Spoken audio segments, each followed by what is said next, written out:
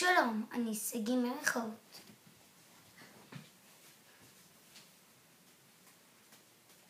שלום, אני איתי מרחובות. היום נסביר לכם איך עושים ב3 כדורים.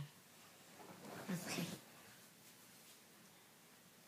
כל ילד צריך לדעת לתפוס כדור ביד אחת ולזרוק.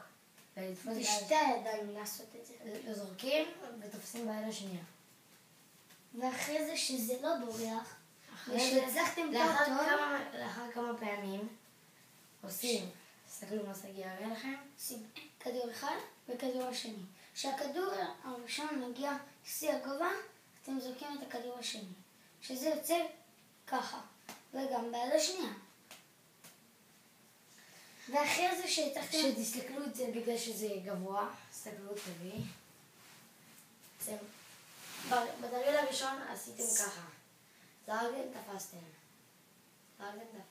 שכחנו להגיד שמתי שאתם עושים את הדבר הזה ביד אחת, אתם צריכים גם להתחיל עם היד השנייה.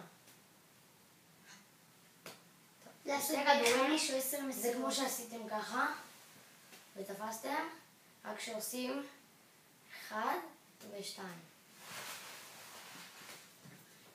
שהוא כמעט נופל, אתם זורקים את הכדור השני ואז תופסים. עכשיו, אחרי שעשיתם טוב, אתם תופסים אז אתם גם עושים ביד השנייה, ככה.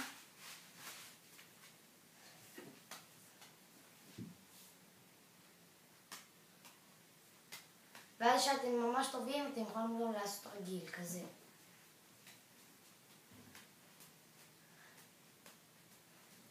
שזה כל פעם חוזר על עצמו. טוב, עכשיו נראה לכם ב3. שגיא למד. צריך פשוט להחזיק 3 כדורים. ביד החזקה שלכם להחזיק 2 כדורים. ובה אתם מתחילים. בעד שיש 2 כדורים, אתם מתחילים. 1, 2, 3. כל כדור שהוא מגיע לשיא הגובה, אתם זורקים את הכדור השני. כשהכדור השני מגיע לשיא הגובה, אתם זורקים את הכדור השלישי. שזה ככה. ועכשיו זה נתן. עכשיו אני אראה לכם איך זה.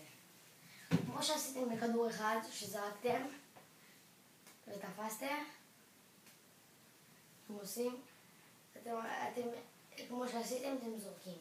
אחרי זה, כמו שעשיתם בשתי כדורים, אתם עושים 1, 2. וב3, במקום לעשות 1, 2, אתם עושים 1, 2, 3, 4, 5, 6, 7, ולא מפסיקים. עד כמה שאתם יכולים להמשיך. כשזה נופל, לא נורא, אתם עושים מחדש. אנחנו היינו איתי ושגיא, ונחזור בפרקים הבאים. ביי ביי. ביי ביי.